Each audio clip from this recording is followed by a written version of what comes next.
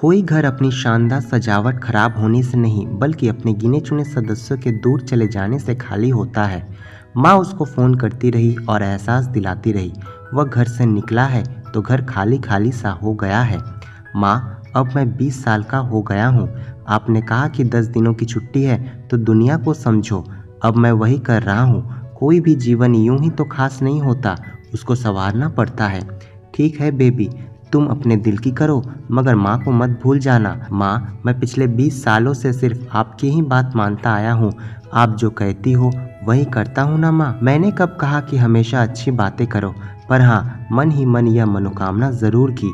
माँ ने ढेर सारा प्यार उड़ेलते हुए कहा। वह माँ को खूब भावुक करता रहा और तब तक जब तक कि माँ की किटी पार्टी का समय नहीं हो गया।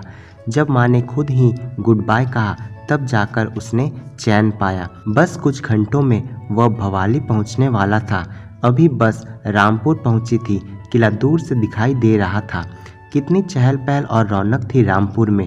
उसने बाहर झाँक कर देखा। बहुत ही मज़ेदार नज़ारे थे। एक किशोरी नींबू पानी बेच रही थी। उसने भी खरीदा और गटागट पी गया। बस फिर चल पड़ी थी। इस बार वह अपनी मर्जी से बस में ही आया था। माँ ने 50,000 रुपये उसके खाते में डाले थे कि टैक्सी कर लेना, पर वह टैक्सी से नहीं गया।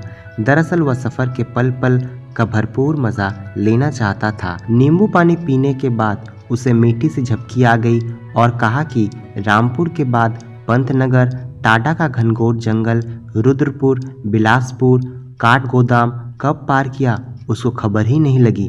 भवाली भवाली का शोर सुनकर उसकी आँख खुली। वह पहली बार किसी पहाड़ी सफ़र पर गया था। जब उसने सफ़ेद बर्फ से सवेरे ऊंचे ऊंचे पहाड़ देखे तो अपलक निहारता ही रह गया। वह मन भर कर इस खूबसूरती को पी लेना चाहता था। उधर एक लड़की रेडीमेड नाश्ता बेच रही थी।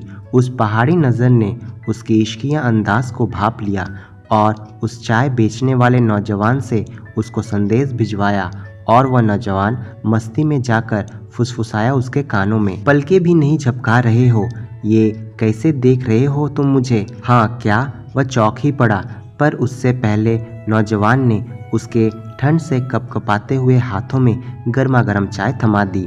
उसने चाय सुकड़ते हुए उस नौजवान की आवाज़ को फिर याद किया और अभी अभी कहे गए शब्द दोहराए तो पहाड़ी लड़की के सुर को उसके दिल ने भी सुन और समझ लिया। पहले तो उसको कुछ संकोच सा हुआ और मन ही मन उसने सोचा कि अभी इस ज़मीन पर पैर रखे हुए 10 मिनट ही हुए हैं, इतनी जल्दी भी ठीक नहीं। मगर अगले ही सेकंड उसको याद आया कि बस 10 दिन है उसके पास। अब अगर वह हर बात और हर मौका टालता ही जाएगा तो कुछ तजर्बा होगा कैसे? इसलिए वह एक संतुलन बनाता हुआ नज़रें हटाए बगैर ही बुदबुदाया। बचपन में मैंने अनुभव से एक बात सीखी थी कि फ़ोटो लेते समय शरीर के किसी अंग को हरकत नहीं करनी है, सांस भी रोक कर रखना है। अब मेरी जो आंखें हैं वो अपने सांस रोक कर मेरे दिल में बन रही है तुम्हारा स्केच। उसकी यह बात वहाँ उसी नौजवान ने जस की तस पहुँचा दी। उसके आसपास वाले एक स्थानीय लड़के ने भी यह सब सुना और उसको मंद मंद मुस्कुराता देखकर पहाड़ी लड़की शर्म से लाल हो गई। इस रूहानी इश्क को महसूस कर वहाँ की बर्फ भी जरा सी पिघल गई और पास बह रही पहाड़ी नदी के पानी में मिल गई। पर 10 मिनट बाद ही उन दोनों की गपशप शुरू हो गई। वह लड़की टूरिस्ट गाइड थी। 4 घंटे में 300 रुपये वह महताना लेती थी। वाह, क्या सचमुच, उसने मन ही मन सोचा। मगर आगे सचमुच बहुत सुविधा हो गई। उसी लड़की ने वाजिब दामों पर एक गेस्ट हाउस दिलवा दिया और अगले दिन नैनीताल पूरा घुमा लाई। नैनीताल में एक साधारण भोजनालय में खाना और चाय नाश्ता दोनों ने एक साथ ही किया। 30 रुपये बस का किराया और दिन भर चाय खाना, चना जोर गरम सब मिलाकर 500 रुपये भी पूरे खर्च नहीं हुए थे। कमाल हो गया, ये लड़की तो उसके लिए चमत्कार थी। दिन भर में वह समझ गया था कि लड़की बहुत समझदार भी थी। वे लोग शाम को वापस भवाली लौट आए थे। कितनी ऊर्जा थी उसमें, कमाल है, वह मन ही मन उसके लिए कहता रहा। एक आध बार उसके चेहरे पर कुछ अजीब सी उदासी देखकर वह बोली थी, यह लो अनारदाना, मुंह में रख लो और सेहत बनाओ। उसने अनारदाना चखा, सचमुच बहुत ही जायकेदार था।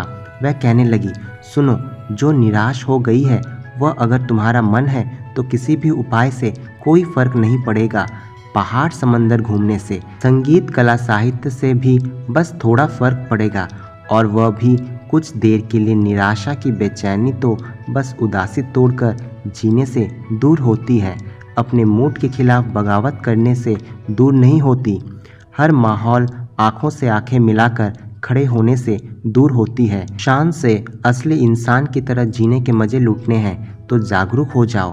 अपने भीतर जितना भी जीवन है औरों को बांटते चलो, फिर देखो कितना अनदेखा असर होता है। और अपनी बात पूरी करके उसने 6 घंटे के पूरे पैसे उसको थमा दिए। वह लड़की उससे उम्र में कुछ बड़ी थी। आगे रानीखेत, अल्मोड़ा वगैरह की बस यात्रा उसने अच्छी तरह समझा दी थी। उसने कुछ भी ठीक से नहीं सुना, यही सोचकर कि वह लड़की भी साथ तो चलेगी ही, मगर वह हर जगह अकेला ही गया। उसके बाद वह 4 दिन उसको बिल्कुल नजर नहीं आई। अब कुल 4 दिन और बचे थे। उसने पिथौरागढ़ घूमने का कार्यक्रम बनाया और लड़की साथ हो ली। उसको उस लड़की में कुछ खास नजर आया। सबसे कमाल की बात तो यह थी कि माँ के दिए हुए रुपये काफ़ी बच गए थे, या यूँ कहें कि उसमें से बहुत सी रकम वैसे की वैसे ही पड़ी थी। उसने चीड़ और देवदार की सूखी लकड़ी से बनी कुछ कलाकृतियाँ खरीद ली और वहाँ पर शॉल की फैक्ट्री से माँ, उनकी कुछ सहेलियों और अपने दोस्तों के लिए शाल, मफलर, टोपियाँ वगैरह पसंद कर खरीद ली। 2 दिन बाद वे दोनों पिथौरागढ़ से वापस आ गए। यात्रा बहुत रोमांचक रही और सुकूनदायक भी। वह उससे कुछ कहना चाहता था, पर वह हमेशा ही उलझी हुई मिलती थी। मन की बात कहने का मौका अपने बेकरार दिल के सामने बेकार कर देने का समय नहीं था। अब 1 दिन और बचा था। उसने आसपास के इलाके, जोलीकोट और 2 गांव घूमने का निश्चय किया। वह यह सब नक्शे पर देख ही रहा था कि वह लड़की उसके पास भागी भागी चली आई। हाफते हुए वह बोली, ज़रा सी एक्टिंग कर दो ना। क्या? पर क्यों? वह चौंक पड़ा। अरे सुनो, तुम कह रहे थे ना कि तुम बहुत अच्छी एक्टिंग कर लेते हो, तुम बहुत अच्छी आवाज़ भी निकाल लेते हो। यह क्या कह रही हो? मैं एक्टिंग और अभी यह सब क्या है? ओह, तुम्हारी इस अदा पर ही तो मैं फ़िदा हूँ। तुम बस मस्त मगन रहते हो और फालतू कुछ सोचने में समय खराब नहीं करते। चलो चलो शुरू हो जाओ ना। हाँ हाँ ठीक है, अभी करता हूँ। सुनो, अभी यहाँ एक लफंगा आएगा, उसको कह दो ना कि तुम एक फिल्म डायरेक्टर हो और अब मैं तुम्हारी अगली हीरोइन हूँ। पर मैं तो अभी बस 20 साल का ही हूँ, कहकर वह टालने लगा। हाँ हाँ, उससे कुछ नहीं होता, बस इतना कर दो। यह पुराना आशिक है मेरा, मगर तंग कर रहा है। इसे ज़रा बता दो कि तुम मुझे कितना चाहते हो, फिर मुझे तसल्ली से सगाई करनी है। वह देखो, वह बस चालक, वह इधर देखो, वही जो हमको पिथौरागढ़ अपनी बस में लेकर गया और वापस भी लाया। वह बोलती जा रही थी और उसका दिमाग चक्कर घन्नी बना जा रहा था। वह अचानक गहरे सदमे में आ गया, पर उसकी बात मान ली और उम्दा एक्टिंग की। लड़की ने दूर से सारा तमाशा देखा और उंगली का इशारा भी करती रही। वह उसी समय बैग लेकर दिल्ली की तरफ जाती हुई एक बस पर चढ़ गई और पलट कर भी नहीं देखा।